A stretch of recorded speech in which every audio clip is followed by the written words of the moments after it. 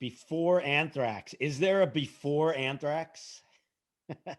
Didn't life begin on July 18th, 1981 in so many ways for so many people?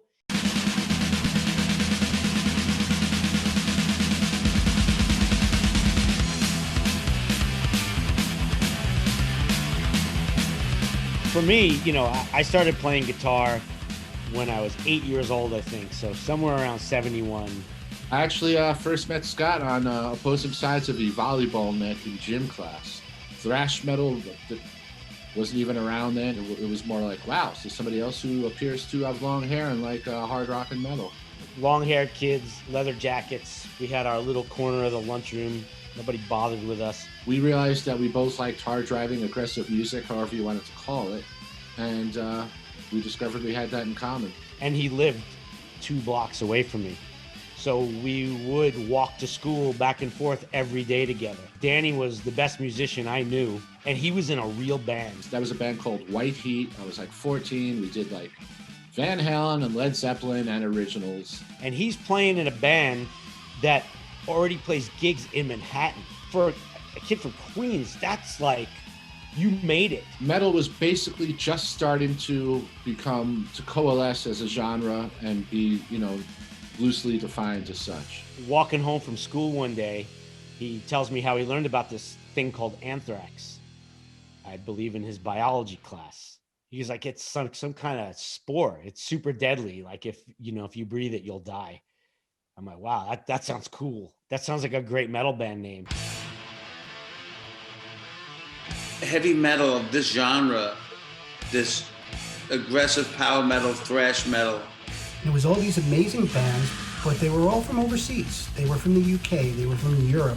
When you hear Motorhead, it's a fast record, but it's a fast record played by older veterans of music. There was a whole new mutation. The faster metal gets, the better it is if you're skating. And the answer was it was going to be faster. It was going to be louder. It was going to be heavier. Iron Man is not necessarily your soundtrack for ripping it up in a half pipe.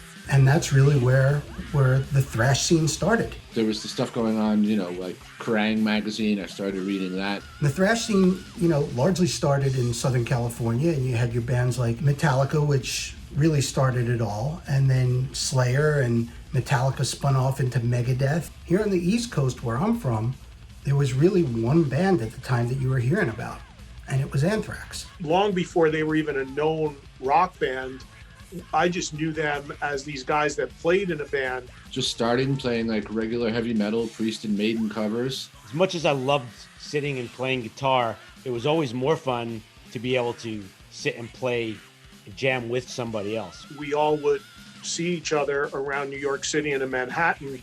Our common bond was the fact that we were all big Kiss fans. December 14th, 1977, seeing Kiss at Madison Square Garden that night, literally that changed my life.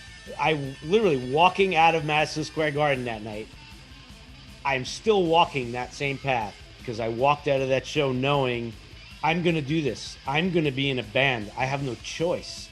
Like Gene, Paul, Ace, and Peter have made the decision for me. A few years later, after we got Charlie and heard Metallica, we became more of what people would have known as Anthrax now. It was used to be just, neighborhood kids just having fun in a garage, and it just progressed from there. So I made it past the garage stage at least. The Fistful of Metal lineup would have been Neil Turbin on vocals, Scott and Danny Spitz on guitar, Charlie Benante, and me. I knew Scott from being in a class with him in school and seeing him in school, and Danny as well. Never really hung out before. He was singing in bands, again, that played in the city. That's where you wanted to be, and Neil was one of those dudes. Kind of had his toes already in that world. Actually, I joined the band. The first thing we did was we did a show at Great Gildersleeve. They had booked a show 2 weeks out. I had to hurry up and learn the songs they had. When you first start, it's just fun, but then you realize this is something you really want to do and take very seriously, and not everyone else around you was really into that. Maybe they were just, had a girlfriend or a job and doing this was fun, but they weren't going to jam 5 nights a week or anything. As things progressed and we started doing shows, we'd run into other people at metal shows who would eventually end up being in the band. The best thing always was if you could actually find someone who had a drum kit. most kids didn't have drum sets in their 1 or 2 bedroom apartments in Queens. I had some mutual friends who knew some of those guys from in Queens. I was living in the Bronx. I know this person, you know that person. Hey, that band, they're looking for a drummer. What do you think? And I'm like, yeah, that would be cool. I'll give it a shot.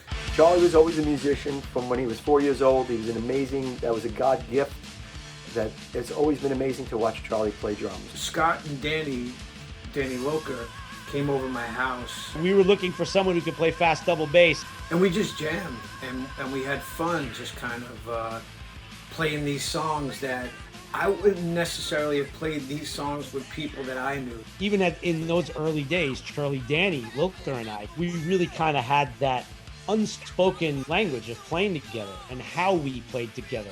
There was this band called Accept from Germany who I fucking loved, and they had this album called Restless and Wild, and there was a song on it called Fast as a Shark, and at the time it was like the fastest double kick. And I said, you guys aren't gonna want to play that song, right? And then I saw them look at each other and they were like, can you play it? And I was like, yeah. And we played Fast as a Shark. And I think that was it. I think that was the moment that everything just kind of clicked. Right after that, we got Danny Spitz. I went to work selling guitars on the famous 48th Street in Manhattan. The repairman, he said to me, there's this one dude that comes in, man. He's got like 50 Marshall cabinets, and you got 50 Marshall cabinets, and whatever band you're in, Spitz, you got to lend half your crap to that guy because he's got no money. And I waited, I don't know how long it was, maybe a couple weeks or so. Scott came in, I think to fix his leopard guitar. And I said, dude, man, let me come down. I'll tear your face out. Spitz and I, we were tough. We were fucking pretty hard dudes. We both had very strong vision. And I packed all those 9 Marshalls in a van, and I drove from Rockland County all the way out where they were rehearsing. All he said to me was, do you know anything by the band Riot? Neil Turbin, that's his favorite singer. Like, if you just play 3 riffs by that, you're in. It was a natural thing where we all played, and it sounded cohesive. It sounded like nothing else. I was in art school at the time too, but this is what I wanted. This is what I kind of was working towards my whole life. And the same with the artwork too. I always felt those 2 things were going to take me out of it. Everything else became secondary. Comic books became secondary. Skateboarding, secondary. Horror, sci-fi, everything came second to music. We would rehearse sometimes 7 nights a week. I guess it didn't feel like work because we loved what we were doing. It consumed us. We were also going to shows nonstop. I mean, obviously one of the perks of living in New York City is everyone plays New York City. Like Johnny Z started doing shows there in the East Coast. So we started seeing bands like Raven and Anvil. Meeting Johnny Z was another thing. That was another part of the puzzle. Anthrax were a royal pain in the ass, by the way. We were trying to get some traction, get Johnny Z to be interested in the band and kind of move it forward. We signed a lot of bands in Megaforce, but it wasn't easy to find them because they had to make the hair stand on my arm. We would bring flyers because we would always have some gig coming up. So you try and hand out flyers to people, hand out demo tapes. Now, I must tell you, these demos were interesting, but they weren't on the money. We went and we recorded a number of demos. I would say that there was at least 3 demos. They came to our stand at Rock and Roll Heaven in the flea market all the time, and they always had demos. We would take his advice because we were listening, we respected his opinion on this stuff. They were lovable characters, Neil was lovable, Dan Loca was very lovable. I think we started making more of an impression once we got like Charlie in the band, 82, 83, when we really started ramping stuff up, playing more shows around the area. When Metallica came around, we played some shows with them. People saw the energy, people felt the energy and the vibe. After a while, just hanging out, you have to know the songs because it's embedded in your brain. You felt that they could pull it off somehow, but they didn't till the International House of Pancakes. How good? Like, are we ready? Are we ready? Like, are we gonna do this? They're really disturbing me. They really got on my nerves when they came to me at that House of Pancakes.